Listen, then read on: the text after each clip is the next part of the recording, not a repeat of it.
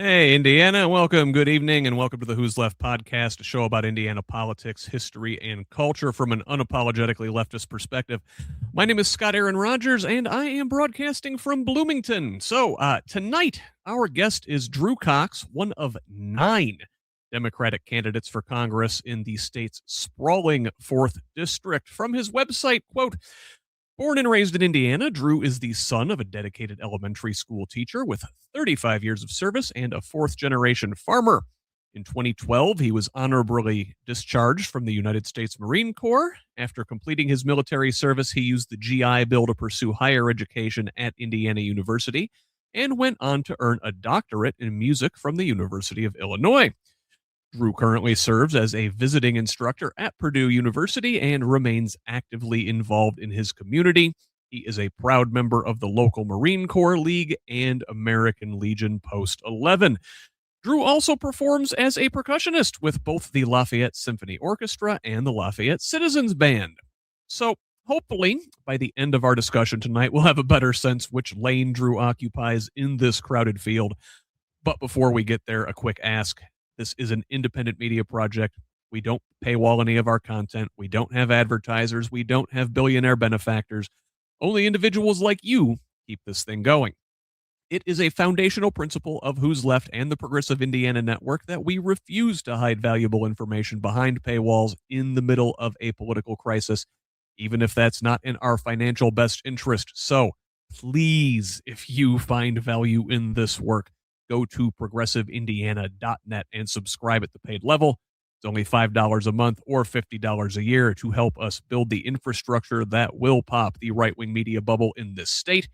You can make a one-time contribution to Who's Left on Cash App or Venmo. Links are in the show notes. If a paid subscription is not in the cards for you right now, that's okay. I get it. You can still help out by liking and sharing on social media, commenting, leaving reviews. That's a big one. Providing feedback and forwarding articles to your people. You get us the next time. Mostly, we just want you here in this community of Hoosiers dedicated to making this state and its government work for all of us, not just the elite few. Please join us. Follow me on Blue Sky, Instagram, and Threads at who'sleft.us and on Facebook, TikTok, and YouTube at Who's Left. Progressive Indiana Network's handle is the full spelled out name on most sites, but on Blue Sky and TikTok, it is PIN Indiana. Please help us grow with a follow wherever you're at. Tell the others. Let's build a radically democratic Indiana together. Now, let us welcome to the show, Drew Cox. Drew, welcome. Hello. Thank you for having me, Scott. Appreciate it. I really appreciate you being here and taking time out of what must be busy time on the campaign trail. So glad to have you here. And we can hopefully talk to lots of folks tonight in one fell swoop. So listen, Drew, why don't you tell us a little bit about yourself to begin with? Well, thanks for you already kind of covered the most important stuff. I'm teaching music I teach music history and jazz history at Purdue, which I think jazz history is a very important thing. I'm very happy to teach that class. I'm very proud to teach that class. That's my favorite class I've ever taught in any college, and I've taught at several colleges and universities at this point. I also teach drum set at Purdue, and I'm the first person to be the drum set teacher at Purdue University. Purdue's like massive and one of the most recognizable schools in the world. That's what these rankings they have. And I was like, hey, you don't have a drum set teacher, and every college has a drum set teacher. Most recognizable school in the world. So started drum set. Places are famous for having a very, very large drum. It's kind of part of their who they are. Yeah, the world's largest drum. And then a huge band program. They have tons of kids. It's kind of I used to direct bands, but I don't anymore. I now just do classroom classes, but the amount of people that participate in bands is crazy. They have like 5 or 6 jazz bands a semester and, several orchestras and like 10 concert bands and all this stuff. But yeah, no drum set teacher until now. And and enrollment's pretty healthy. It's like 14 out of 16 in semester 2, but I only have 1 year or 1 semester contracts at a time. So it's kind of rough to plan for much because there's no long-term guarantee. But hopefully this political aspiration works out. And if it doesn't work out, I've really this last year has kind of transformed me into thinking about a career of service, or even if doing something else in the political field, being a member of the party and being much more participatory in the political process than I have been, than I was in my younger years, for sure.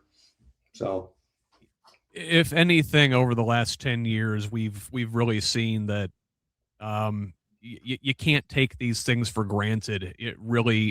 Democracy really is not a spectator sport. You have to participate, and folks that look like us, a couple middle-aged white guys, we have unearned political capital, unearned privilege that it is imperative that we spend when not everybody is allowed to speak up in the same way that folks like us are, unfortunately. And therefore we have to use that voice, that unearned capital, to help pull others along, so we get to the place where everybody can use their voice equally. Exactly. Yeah. Yeah, sorry, go ahead. No, by all means, you.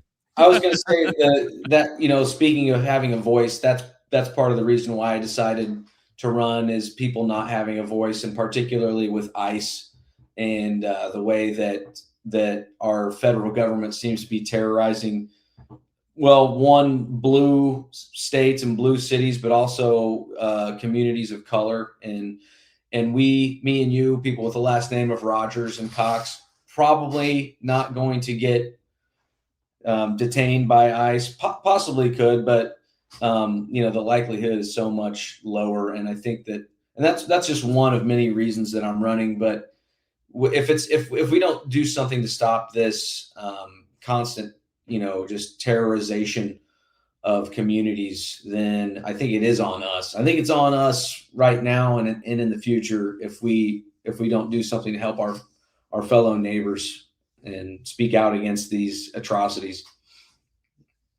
Absolutely. And this is certainly something that we're going to come back and talk to a little bit here. But, right at the top of the show, I like to do this segment that I call Easy Dubs, the who, what, when, where of journalism, the easy W's. And, we cover the who you are, and where is Indiana's 4th Congressional District. And, man, it is a sprawling, large, rural, gerrymandered district. I think the 8th is a little bit bigger, and perhaps a little more sprawling, but your district is huge. Can you kind of tell us a little bit about it? What kind of communities are in your district that you've been hopping around and going to? Yeah, so we've got the 4th district is, just to the west of Indianapolis, and it wraps down to the south to Martinsville, and it goes up north all the way to Jasper County, which is like Rensselaer. So you've got about 16 counties, Lafayette, northwest of Indianapolis, about an hour. That's pretty much smack dab in the middle of it. So that's nice that I'm in the middle, but I'm still traveling an hour and some change north to the far end, an hour and some change south, hour and a half almost, really, all the way down to Martinsville, and then west to very rural area of Fountain County and Warren County, and east it touches the very tip of Kokomo. So it is a massive district, and it's difficult to keep up with, all the different people in all the different counties. You've got a Democrat chair in every county, and not only that, you've got the members of the party, and trying to remember their names and trying to keep up and maintain contact. But mostly everyone's very welcome. So as we go around to different places, we we sit and listen, and that's what, we listen to what is important to people. That's what's lost. That's why we're going against Jim Baird, is because Jim Baird is not a person that is even remotely available for his constituents. So we're going around and we're saying, hey, we're doing this right now. We're doing this before the election starts. I'm listening to what the people in White County are talking about, and they talk about data centers. And I listen to the people in Boone County, and they're talking about something different. Every community has one thing that kind of unites all the communities, though, is there's a lot of Indiana really loves to bring in corporations and say tax abatements, particularly right now, it's data centers. We were really obsessed with giving corporations all these benefits to get them to come here, and then they actually are terrible for the communities. They increase electrical power consumption, price goes up, they don't give back to the communities. They don't have to stick around for the communities, so but we're getting around to this district pretty well, and it's about 900, it's 800,000, 900,000 people in about 15 counties. So it's a big bear. And I can only look, Jim Baird is 80 years old. Yeah. Like you said, he's not terribly, accessible to the population. I can only imagine when I'm 80, I do not want to be traveling around giant congressional districts for any reason. I want to be pulling up a rocking chair, and watching the game. and frankly, I wish Jim Baird would do the same. Yeah. So, yeah. I'm not going to be in it when I'm that age. I mean, like, I'm pro term limits. This Washington thing needs to be more of a revolving door. You need to get in and do your thing and get out. Well, yeah. Well, I mean, listen, I could go on my rants. I'm unusual in that I am not. I don't support term limits. I do support people like, coming in, getting the job done, and then going back and doing their other thing. But also, like, if people if they're are actually representing their communities well, and their constituents like them, they should keep going back. I think the problem's not on the back end there so much as on the front end, where like the incumbent has such an advantage in terms of fundraising. And if we had publicly financed elections, maybe we could take care of that on the front end instead. But that's neither here nor there. I guess what I really want to know is, like, what is your why? Why now? Why 2026? Why are you throwing your hat in this very crowded ring to hopefully unseat Mr. Baird? Well, Jim Baird is not doing his job with regard to representation. He's not representing the people, and that's the first thing. But also ICE, which is just this militarized force, and I think we need to get rid of ICE. I think we could do things the way we did before 9/11 with the INS, the Immigration and Naturalization Service. The terrorist attack of 9/11, like, part of the thing that we really lost there was having this increased surveillance and this increased this stronger force of dealing with United States citizens in a way that doesn't really help us as citizens as much. So Jim Baird, all Congress, it's the job of Congress to dole out tariffs, and they're not they're not asserting dominance with regard to that. So that's one thing that I could do. That's something that would make this economy more affordable, because our Congress is not doing anything with tariffs. They're letting the president shoot from the hip. And another thing I would strongly advocate for is healthcare costs are out of control. And while the ACA has helped in some ways and expanded coverage, you still got private insurers that can make, profit off of healthcare, which is intrinsically flawed. So I would advocate for Medicare for all, for every single person, or a single payer healthcare system for absolutely everyone. we are surrounded by states that have legal cannabis. And as a result of that, our state loses a ton of revenue to other states that we could use for our schools, our Title One. We're so obsessed with giving tax breaks to people that have more money than they can spend. We have to generate more revenue somehow. I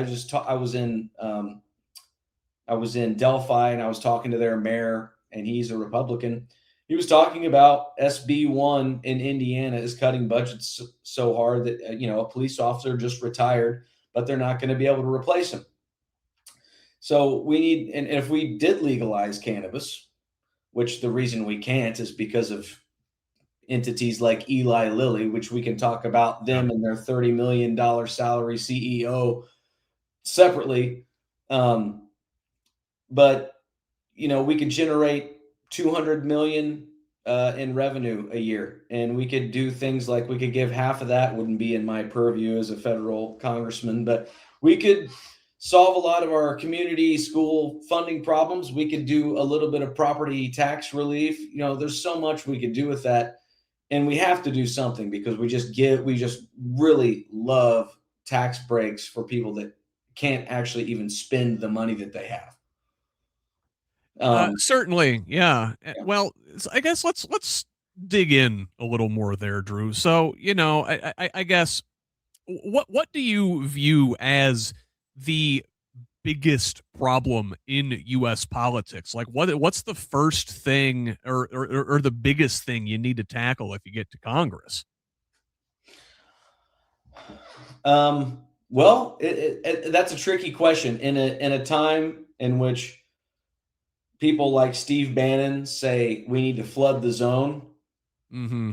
The purpose of saying things like that is so that you can't pick up one thing and fight it, because there's too many things to fight at once. So as far as the first thing I could do, the first thing I could do as a congressman would be first have a town hall in every community and say, what is it that you want? And so not me, what is it that you want in the community? What does the community want? And so that's kind of our first order of business. We've made this pledge that when before the general election, even, that we will have a town hall. We will have had a town hall in every single county. So that's like 14 whole counties and like 3 partial counties. So the first order of business that we're going to have is we're going to have a town hall in all of those locations, and we'll base our legislation on that. We'll base what I do in Washington on that. But we're already starting to do that. And one thing is, people are losing Medicaid, people are losing disability, people cannot afford health care. So the economy is not affordable, but also healthcare is completely unaffordable now that these ACA subsidies have expired. My nephew was born on Medicaid. He was born with a heart defect, and Medicaid made it possible for him to have a heart transplant at the age of 2. So he was one of the youngest kids in Riley Children's Hospital history to have a heart transplant. So over the summer, at the age of 14, my sister and brother-in-law lost Medicaid, and they have wild bills and a ton of medications that my nephew has to take every day. Other kids from Riley Children's Hospital are losing Medicaid. They're losing disability. So one thing we're hearing a lot about is affordable health care and moving towards a single-payer system, addressing the for-profit status, the for-profit isms that exist in our healthcare that make it possible. I don't like to see us extending ACA subsidies either, because in the sense that that's just giving more profits to companies. But at the same time, what solution can Congress give you?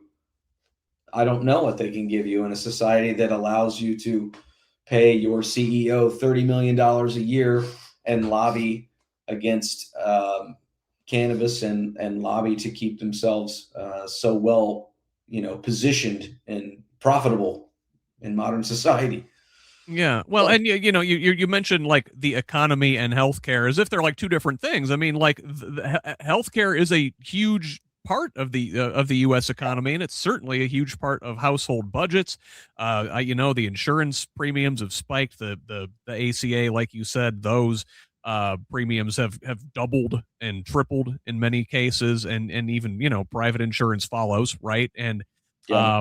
and what you're getting for that exorbitant price keeps going down. You got your premiums, and you still have your copays, and you still have your deductibles, and you keep getting less and less. And like you said, the CEOs keep getting more and more, and it is completely untenable. That's something I was going to try and tease out of you here tonight is like, where are you on this? Is continuing to tinker around the edges of the ACA enough? Republicans are trying to, repeal it again, or just completely neuter the ACA. And I think, if nothing else, like you said, the subsidies show if we keep subsidizing that and chasing that, the insurance companies just keep hoovering up that extra money. It shows the fundamental flaw in the ACA in the first place. Remember, where did that come from? It came from the Heritage Foundation. That was the Republicans' answer to universal health care. They came up with this after Bill Clinton was trying to push universal health care after he won in 1992. And they were like, oh crap, well, we got to come up with something. They came up with the ACA. Mitt Romney ran with it in Massachusetts. Obama's like, okay, well, hey, we can get something done. Maybe we can get Republicans on board with this. It's their idea. Turns out, no, they didn't support that at any point because they didn't want to give him a win. Maybe we should have gone big and aimed for, if you recall, public option was on the table at the time in 2009. At the very least, we should have gone there. And it's becoming more and more obvious, I think, now that some sort of universal health care, whether you call it Medicare for all or call it something else, like every other major country in the world, we need to do that. Yeah, we have enough money to do that. I think we can. The first thing that this government did in the inauguration last January, we saw the richest people on the planet descend upon the Capitol, and we got tax cuts for billionaires, and we don't even have free lunch for our most needy students in schools. And we have schools with all these lunch debts, and our priorities are so out of whack. It's hard to talk about it with a straight face, but we can see what causes this. We can see the problem, and it is, I think, largely money in politics and Citizens United. And, there it is. And we could, and I could definitely see where, as far as term limits goes, I could see where you would not disagree with term limits. I am actually a little bit more moderate on term limits than some people in my team. We kind of centered around an idea of maybe 3 terms for a representative or 2 terms for a senator. But that also is, when I say that, I'm thinking about for people that accept PAC money. That's for people that accept huge money. It would be tough for me to say that about someone like Bernie Sanders, who does not take, Bernie doesn't take money. So it's like, I don't know, should he be a casualty of term limits if he's a person that only is getting money from teachers and factory workers and unions and stuff? I mean, it's a very good. Well, what happens is you wind up running people out who, do things like develop institutional memory and, they show the new senators and representatives how this thing actually works. So those folks are turning over, but the lobbyists stay the same. Yeah. So, yeah. And I think you mentioned, the money, Citizens United, that is kind of the thread that runs through all of these things. And I guess what I want to get at is the word that Democrats are throwing out there again and again and again this year is affordability.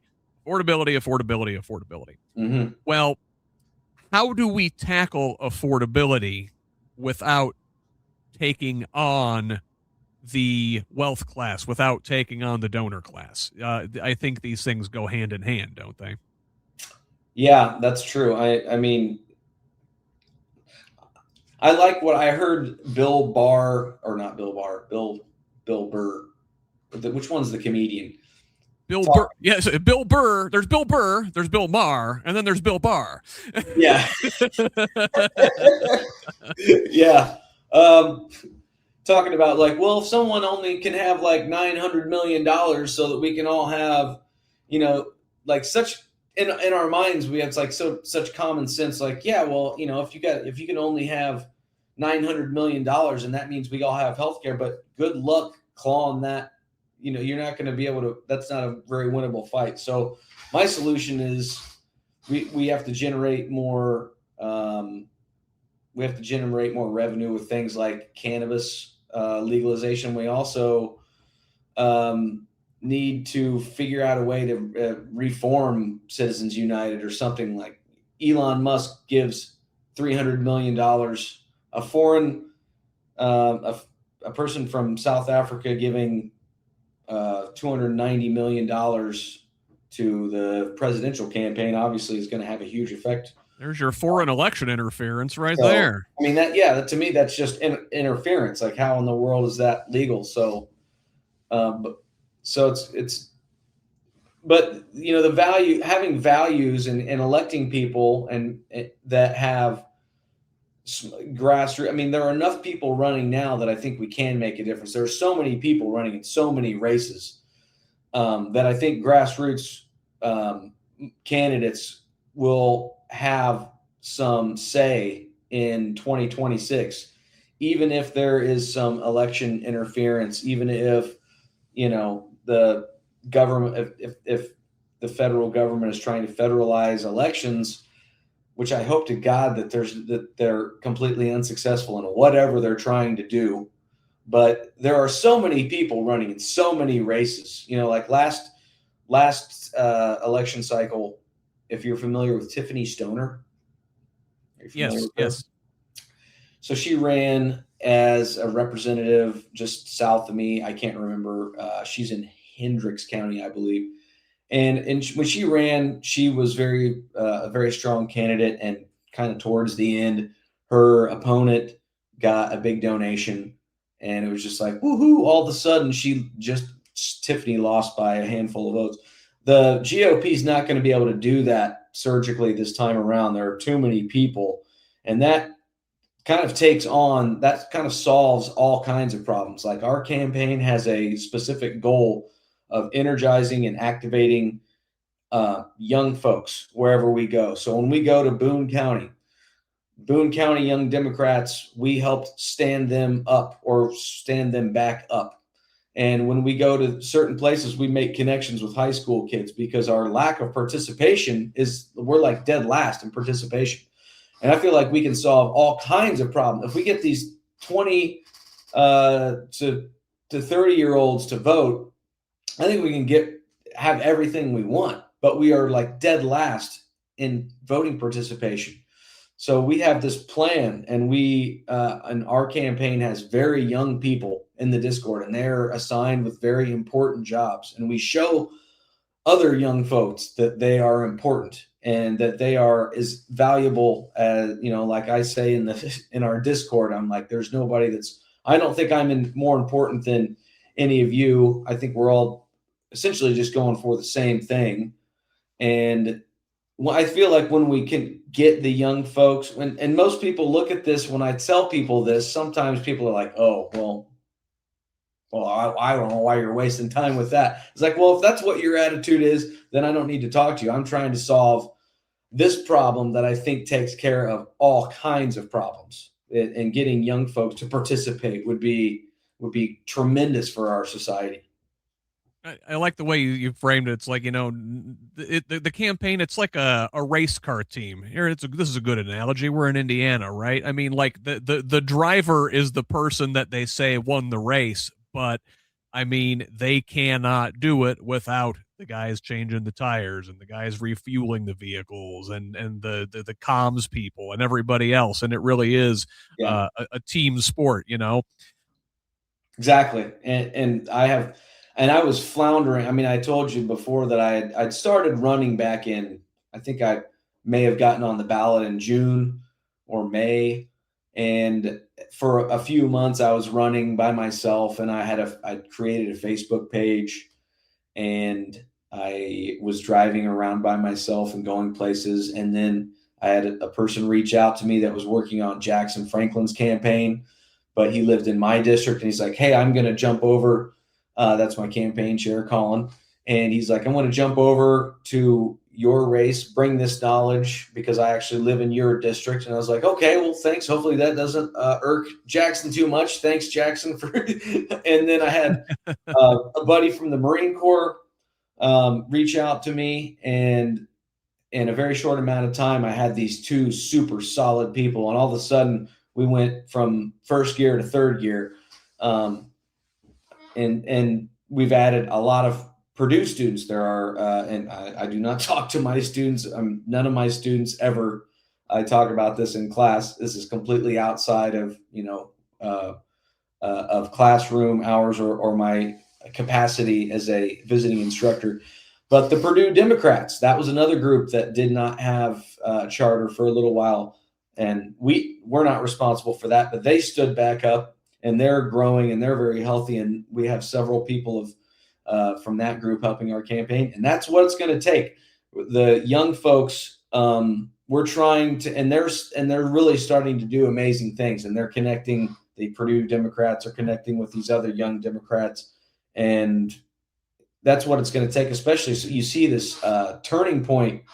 They're trying to get turning point in every high school. I'm like, yeah.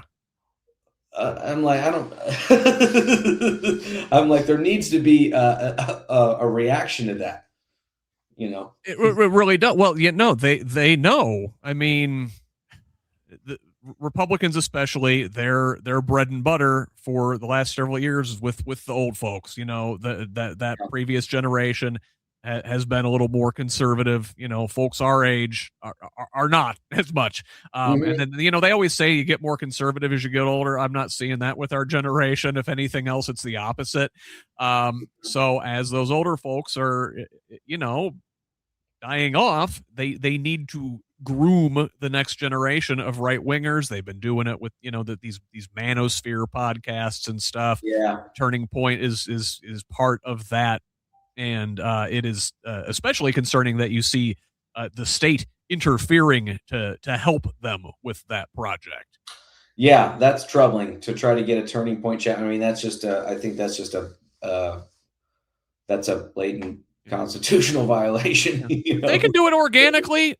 More power to them. I don't think they can do it. I don't think they're that popular. I think their ceiling is 35% of the population, as it kind of has been. Yeah. Yeah. So, yeah. Well, so listen, you mentioned the Boone County and the data centers there. The LEAP project is there. I think it was maybe yesterday that like Mike Braun, the dichotomy just side by side was staggering, because on one hand there's this social media bill going through the state house currently, and they're talking about how the big tech firms are poisoning our youth with their garbage. And then on the other hand, he's like, hey, Meta, one of the giant tech firms, come to Indiana, build your giant warehouse here. Let's have a ribbon cutting, have our water, drive up our electricity rates. No, you don't need to pay any taxes. Don't worry about it. And it's like, yeah, how do you hold those two things side by side, my guy? it's so hysterical. We have so many moratoriums on renewable energy in Indiana counties. Like there are 20 plus counties that have a moratorium on renewable energy. And so you can't have renewable energy in so many counties, which is not very pro-capitalist, by the way. It's big wind farms up in your district, isn't it? We got a lot of wind farms. Up just north of Lafayette, industrial power generation or commercial power generation. It's not for homes, but we've got a ton. And I think, it's that's one thing. It's not very pro-business to have all these moratoriums, but we don't have these same moratoriums, at least in numbers, on data centers. And I think that's one thing I could do as a congressman is let's regulate these data centers and say these data centers can come in if they're going to have a closed loop system, if they're going to benefit their community, if they're not going to get a tax abatement, and if they're not going to leave in a few years. And so that's something that Congress could do. But right now, yeah, Mike Braun is saying things like, well, we don't want to be left behind. We don't want to be left behind with the data centers.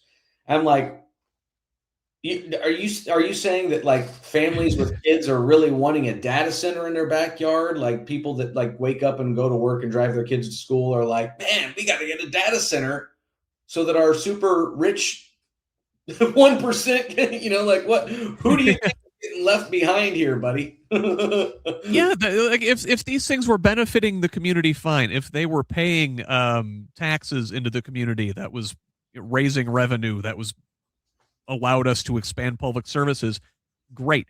They're not doing that. It's purely extractive. They come in, they use our natural resources. That money doesn't stay in our communities. These things don't provide jobs. Sure, during construction, you get some jobs, certainly, but once the thing's built, they're employing dozens of people, not hundreds, not thousands, and they're not they're not putting money back into the community.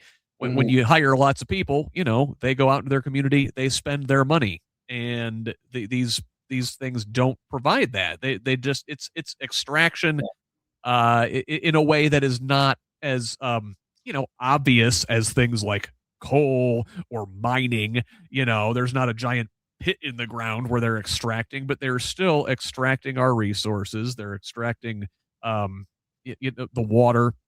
They're driving up our energy rates. Like you said, they're not putting anything back into the community. And it's the same handful of tech folks. This is your Zuckerbergs, this is your Elon Musks. These are the folks who are behind Trump, who are propping him up. He is an avatar for the oligarch class, right? I don't think he's particularly intelligent. I don't think he's a terribly smart guy. I don't think he really believes much of anything other than enriching himself. But the oligarch class, they have a mission, and they're into eugenics and driving the climate off of a cliff. They're going to be fine. The hell with the rest of us.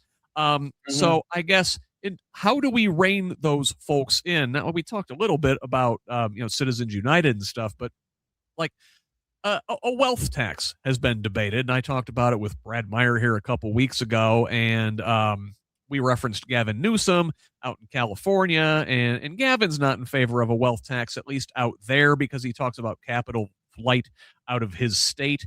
Well, at the federal level, you don't have to worry about that. Is that something you can get behind, or even if just like raising the top marginal tax rate back to a decent level, cutting out some of these loopholes? You got the carried interest loophole, the private equity, just so many loopholes. Like, these guys are fine. They can afford to pay a little bit more taxes, eh?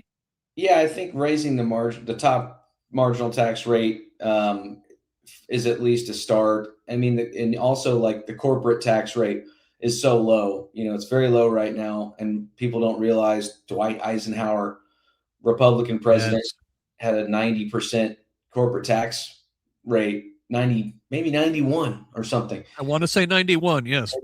And that way you're splitting hairs. Those are the hairs I want to be splitting, not 28 and a half versus like 30, Yeah.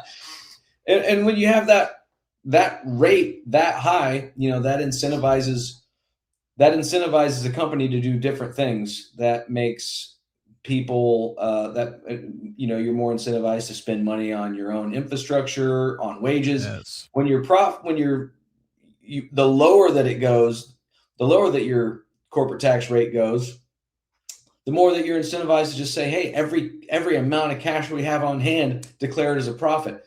Cut as many jobs, as many shortcuts as we can.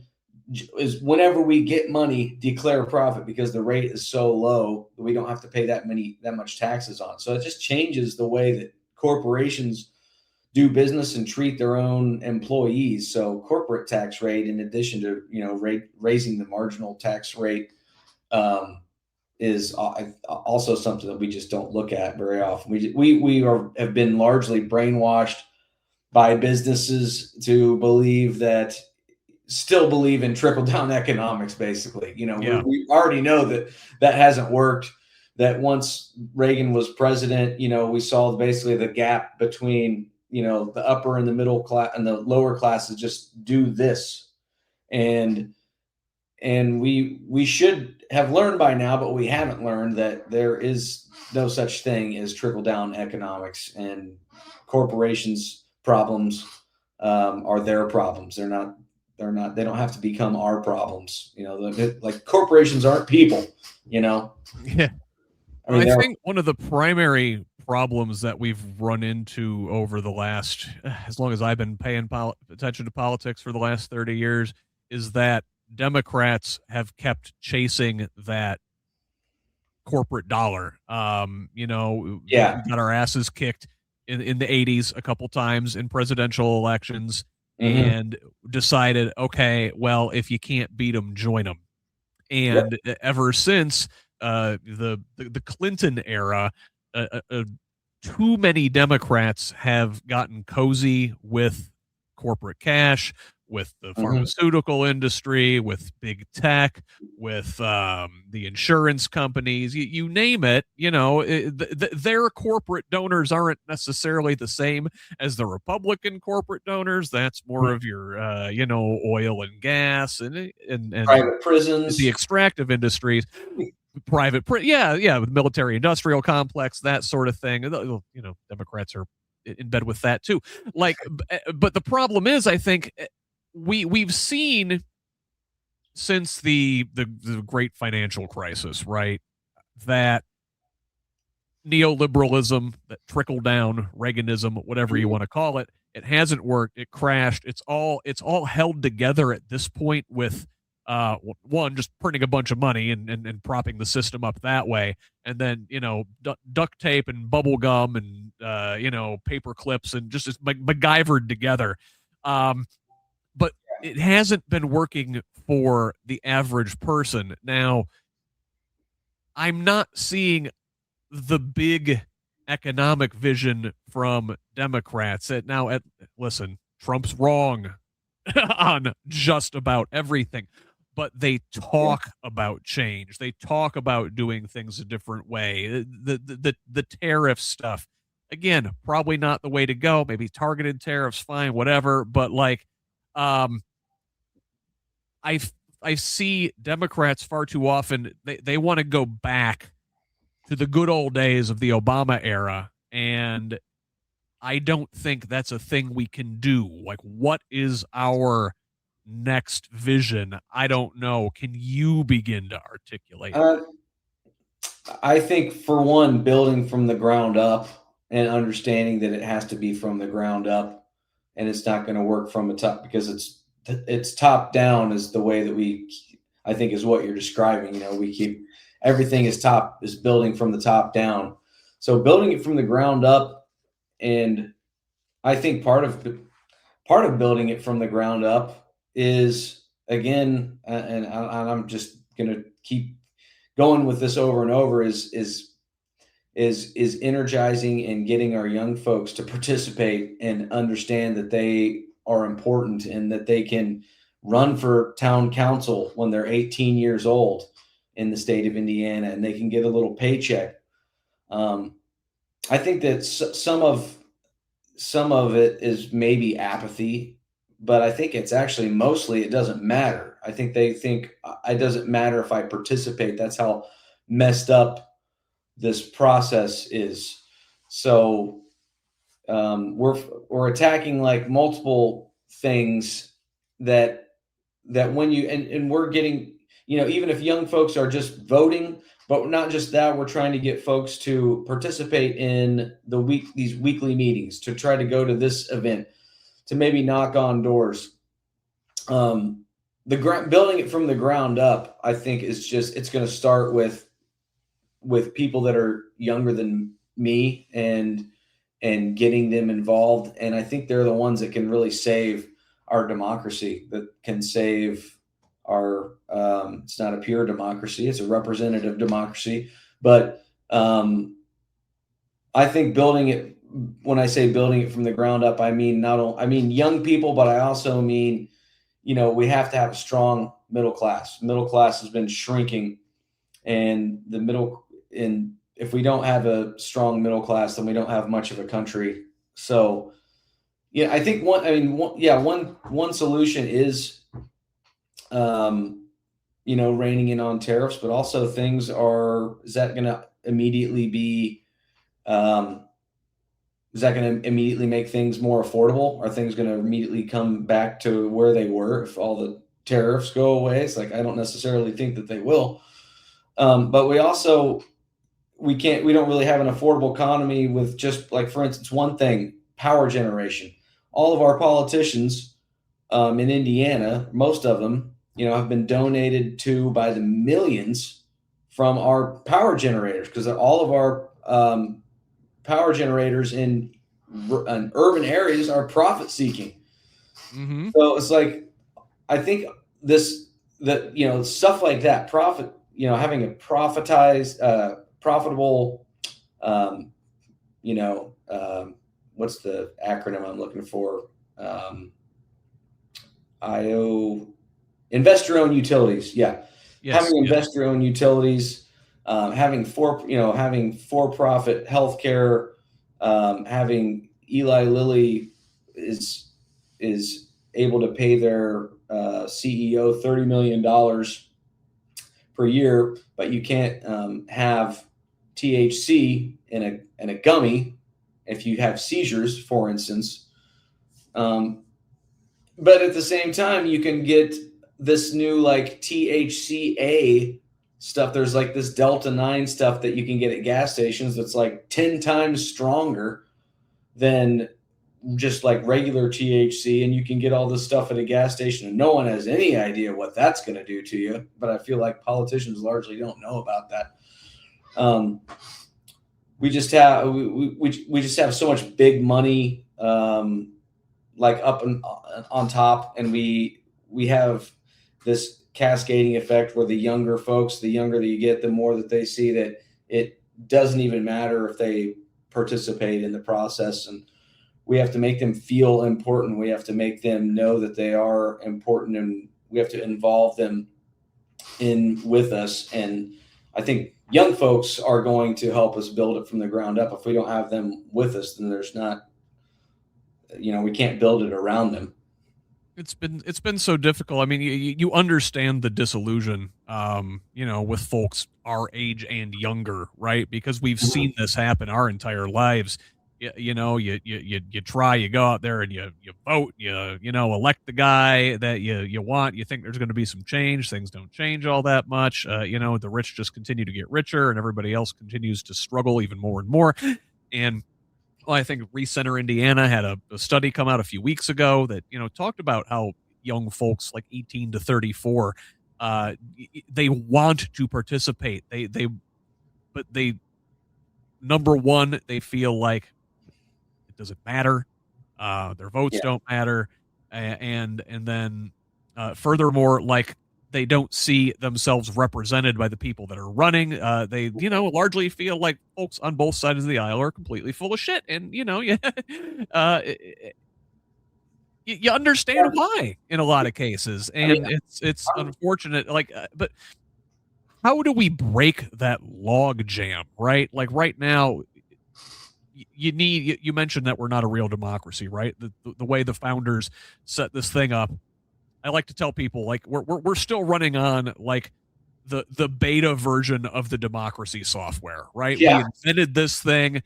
There's been some bug patches and updates throughout the years, but man, like, we've never really upgraded fully. So we're stuck with these anti-democratic features, like the Senate, really over represents rural states. Mm-hmm. I think you got the Electoral College there also. You Yeah. know, and then you've got the Supreme Court too, which is supposed to be this, neutral, august body, but like our current Supreme Court is full of political hacks. How do Yeah. we break through that? You have it's like a combo lock. You have to line up the presidency, the House, the Senate, and the Supreme Court to get anything done.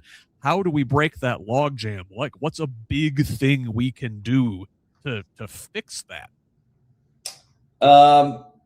You said something earlier uh, about voting.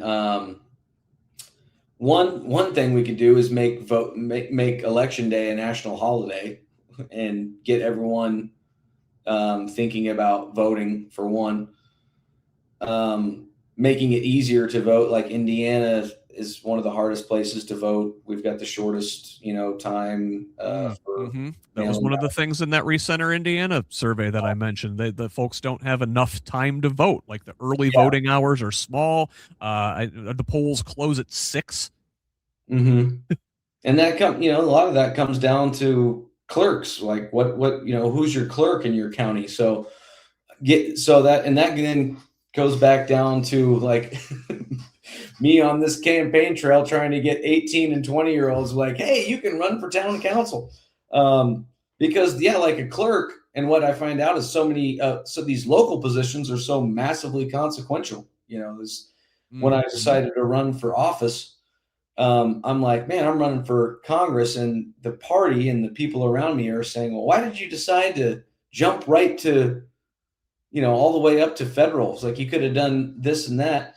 And I was like, well, I mean, I live in the district of Sheila Clinker and Ron Alting, and those are two state a state senator and a state rep that are both pretty strong. They've been around for a long time. It's like, I don't know if I could break through there. But that's one thing I'm learning is like all these positions at the local level have gone unopposed. So many different like councils and trustee and all this stuff have just gone to whoever was running, and that's now finally starting to change. And our campaign is having a part of it. We're trying to get folks to be involved in whatever the smallest campaign you can think of, because those things are so massively consequential. And when all these people are running in all these small races, then the money on the other side has to be spread out to face that. Yes. So like I was mentioning about Tiffany Stoner. So getting involved with a local office, and that's what I'm going to do, I think we're the strongest campaign in our crowded primary for a few reasons. But if for whatever reason we don't make it past, I'm like, well, that's fine. I'll get caucused in. I don't care, whatever the smallest thing is. If someone's not running at this, because that small local office is actually massively consequential. That county commissioner is the reason that this data center is here, and we can't, just making a hypothetical, is the reason that we don't even have the ability to see inside the data center or know what it's going to be.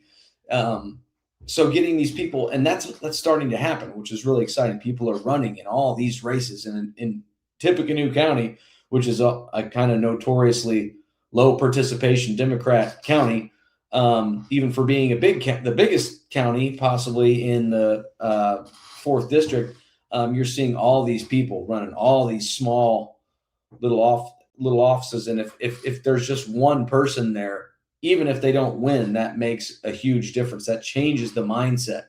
So I'm not sure that the solution is really like, I don't know if they have a policy solution to your question. I think it's more so we have to keep spreading awareness and keep and I know I've certainly changed. I did a year ago. I was the Trump presidency had just started, and I was not someone that had run for office before. And then several years before that, I was probably just a voter. But now I'm like, this is life or death here. This is This is True. a massive consequence. So I believe in our kind of constant campaign of the young folks. That's what I keep saying over and over is they're going to save us, and we cannot build from the ground up around them. We have to build it up with them, and then we can have nice things again. Then big money doesn't control everything. And that's another thing about big money is in every election. And if everybody's running in all these races, then that spreads the big money out. And we saw that race in Texas, that he was outspent. I can't even remember his name. Mehmet? Like 20-1 or something. Yeah. Yeah, he had been outspent hugely and won by a bigly. I was like, can I say that? And he won by a considerable margin. And people like me, they're like, you're so young. I'm like, I'm 42. I'm not really that young. I'm like 22 is young. I'm like, but that's the problem is I'm considered young for election standards. So like, oh, look at this young guy running over here. I'm like, well, I think I'm kind of like in the middle. You're right where you should be. We got to get these fossils out of here. Baird's got to go find a rocking chair, man. Yeah. Drew, listen, tonight has flown by. We've only got a couple minutes left. I want to make sure you get a chance to tell people where they can find out more about your campaign, perhaps how they could donate or volunteer. Thank you, Scott. Yeah. So on our website is very simple. It's just drewcox.org, DREWCOX.org. From there, you can see the different ways to donate. You can mail a check, old school. There's the P.O. Box 56, Lafayette, Indiana, 47902. Or you can go on there's a link to Act Blue. So you can donate on that channel, or you can also just donate directly through the Squarespace website. You can also sign up on the website for a newsletter, or if you wanted to volunteer. But volunteering doesn't involve necessarily, if you can't physically do much, if you can offer your opinion, that's fine too. Any level of help is appreciated because we are a grassroots campaign and we need all the folks helping out. That's what it's going to take for us to make a society that's more equitable for all of us instead of 1%, is all of us regular Joes are going to have to participate and do whatever you can, and we can have nice things in our society again. Very good. Love to hear it. All right. All you folks out there in the 4th District, you know what you got to do. And you know what? Be it Drew, be it one of the other 9, participate, please. We need all the help we can get. Everybody needs to be participating in our democracy, lest we cease to have one. Ladies and gentlemen, Drew Cox. Drew, thanks for joining us here tonight. Thanks so much for having me, Scott. Appreciate it. All right. Once again, that was Drew Cox, candidate for Indiana's 4th Congressional District there, based in Lafayette, and with a 15 to 16 county radius around it that he's got to cover. All right, so tomorrow night we will be back here on these same channels with Sharon White, a State House candidate up in Northeast Indiana. That will be at 7 o'clock. Join us if you can, especially if you are in that neck of the woods. Then Saturday at noon, I will be back with Mad Voters State House Week in Review as we discuss the legislation that is moving through the General Assembly. Bills are beginning to hit the governor's desk, so check that out to stay up to date. And of course, Sunday morning at 10:30, I will be here for Who's Left This Week, Indiana's only Sunday morning political news show by and for progressives. My guests this week are Bartholomew County Democratic Party Chair Ross Thomas and Muncie area activist Chelsea McDonnell. Hope to see you there in the comments. Thank you once again to Drew for this interview, and thank all of you for joining us. One last reminder to please consider supporting Who's Left and the wider Progressive Indiana network with a paid subscription if you're able. This independent media project relies solely on the generosity of kind patrons like you to make this information available for free to everyone. Again, that's at progressiveindiana.net. We could also really use a follow on social media at Progressive Indiana Network on Facebook, Instagram, Threads. Please subscribe to our YouTube channel at the same handle. Over on Blue Sky and TikTok, the handle is PIN Indiana. You can find me on the social medias at HoosLeft. Direct message me anywhere on any of those sites with feedback, tips, ideas, and concerns, or email me at scott@whosleft.us. Finally, please forward the show to a friend and have them pass it on to. Let's keep this project going. Let's build a truly democratic state, one conversation at a time. Until the next one, this has been the Who's Left podcast. I'm Scott Aaron Rogers. Love each other, Indiana.